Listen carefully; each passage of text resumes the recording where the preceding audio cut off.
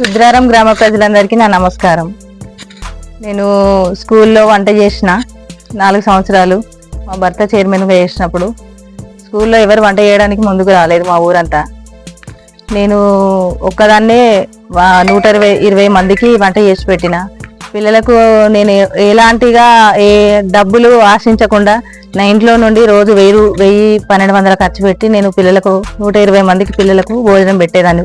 ఒకేదాన్ని ముగ్గురు చేసే పని ఒకేదాన్ని చేసి పిల్లలకు భోజనం పెట్టేదాన్ని. నేను ఆ రకంగా పిల్లలకు కూడా సేవ చేస్తున్నా అనుకున్నా. ఇప్పుడు కూడా నాకు ఊరుకు సేవ చేసే అదృష్టం వచ్చింది అనుకొని చెప్పి నేను కూడా ఊరికి సేవ చేయాలనుకుంటున్నా. ఈ రుద్రారం సర్పంచ్గా మీ ముందుకు వస్తున్నా.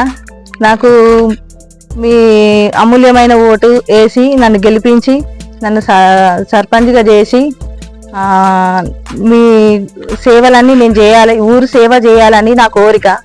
కుక్కల సమస్య, కింద సమస్య, పెన్షన్ల సమస్య, వాటర్ లేదు ఊర్లో, మోరీలు లేవు, మోరీలు తీయడం లేదు. అన్నీ శుభ్రంగా ఊరును శుభ్రంగా చేసుకోవాలి, పల్లె వెలుగును చూపెట్టాలి అని నా కోరిక.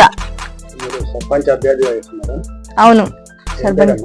నా పేరు చిలుముల నిర్మల, నా భర్త పేరు లక్ష్మణ్, మాది రుద్రారం. మాది ఉంగరం గుర్తు. మీ అమూల్యమైన ఓటు మా ఉంగరం గుర్తుకేసి మమ్మల్ని గెలిపించి మీ ఊరికి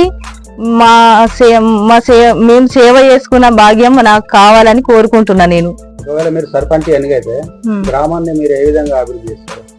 గ్రామంలో మా కుక్కలను పట్టియడం, పెన్షన్లు పెట్టియడం, ఇండ్లు కూలిపోయిన ఇండ్లు చాలా ఉన్నాయి. ఇండ్లను చూస్తే చాలా బాధ అనిపిస్తున్నాయి. మోరీలు మురుగు వాసన, అవంతా ఊరంతా శుభ్రంగా ఉంచాలి అని నా కోరిక. ఇంకా బోర్లు వేపియాలి వాటర్ కోసం.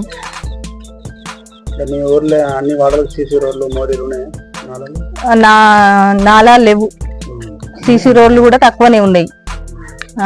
వాటర్ ప్రాబ్లం అయితే బాగుంది. ఎండాకాలంలో ఎంత కష్టం ఉందో ఇప్పుడు అట్లా కష్టపడుతున్నామని చెప్పి ప్రజలకు ఓటు వేయమని అడగడానికి మేము భార్యాభర్తలం ఇద్దరమే పోయినాం కాబట్టి ప్రజల కష్టాలు మాకు చెప్పుకున్నారు.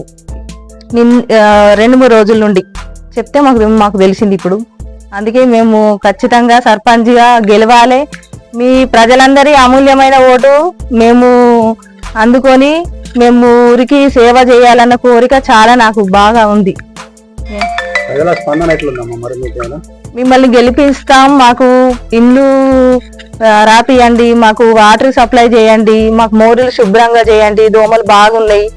సాయంత్రము అయితే ఆకిట్లా కూర్చుంటే దోమలు బాగా కుడుతున్నాయి. పిల్లలు రోడ్డు పైన వెళ్తుంటే కుక్కలు ఎగబడి కొరకడం, పిల్లలను తరమడం, పెన్షన్ వస్తలేదు, నా భర్త లేడు, నేను ఒంటరిని, నాకు పిల్లలు ఎవరు లేరు అని ఏడుస్తుండ్రు. బీడీలు చేసే వాళ్ళకు కూడా పెన్షన్ వస్తలేదు. 10-20 సంవత్సరాల నుండి బీడీలు చేసే వాళ్ళకు కూడా పెన్షన్ లేదు. చాలా సమస్యలు ఉన్నాయి ఊర్లో. ఆ సమస్యలన్నీ వికలాంగులకు కూడా పెన్షన్లు వస్తలేవు. చెవిటి వాళ్ళకు కానీ మన ముసలి వాళ్ళకు కానీ ఒంటరిగా ఉన్నోళ్ళు బతకడం చాలా కష్టం కదా. ముసలి వాళ్ళు ఏం పని చేయలేరు కదా. వాళ్ళకు ఈ పెన్షన్ డబ్బులు అందితే ఆ డబ్బులతోటైనా వాళ్ళు బతకగలుగుతారు.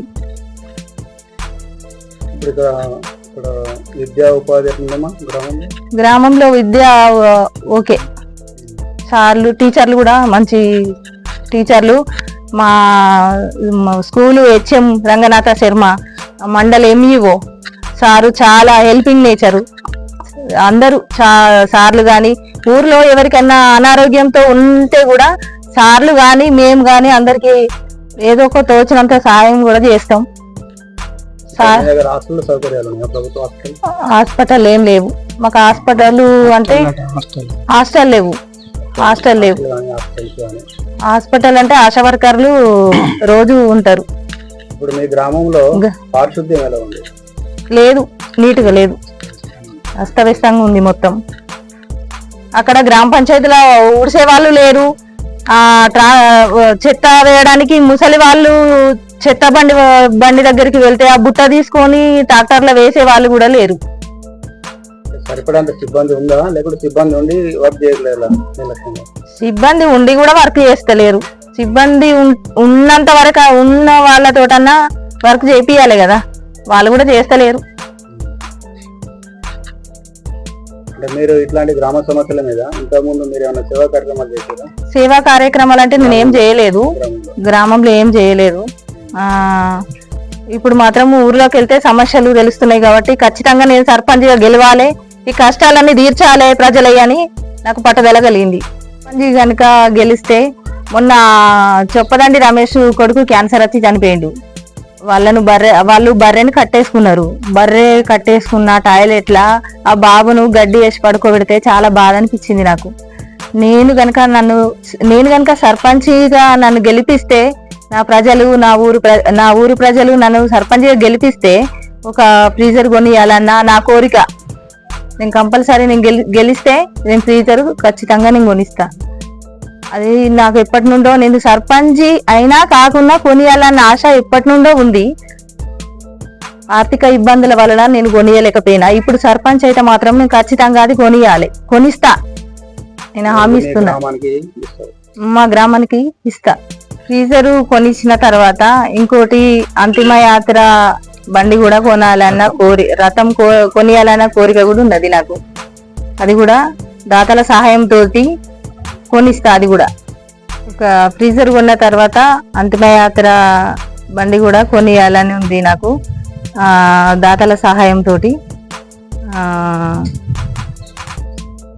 నన్ను సర్పంచ్గా గెలిపియండి. నేను ఊరికి సేవ చేయాలని చాలా నాకు కోరిక ఉంది. నేను అనవసరమైన ఖర్చులు ఏం చేయను, తాగిపియడం కానీ తినిపియడం కానీ దుబారా ఖర్చు చేయను. ఊరికి మంచి పనులే చేస్తా. ఎవరికి ఏ రాత్రి కానీ ఏ ఆపత్తి పడ్డా నేను వస్తా, మీకు నాకు తోచినంత సహాయం కూడా చేస్తా. ఈ వీడియో మీకు నచ్చినట్లయితే లైక్ బటన్ క్లిక్ చేయండి. మరిన్ని వీడియోలను పొందడానికి దయచేసి సబ్స్క్రైబ్ చేయండి.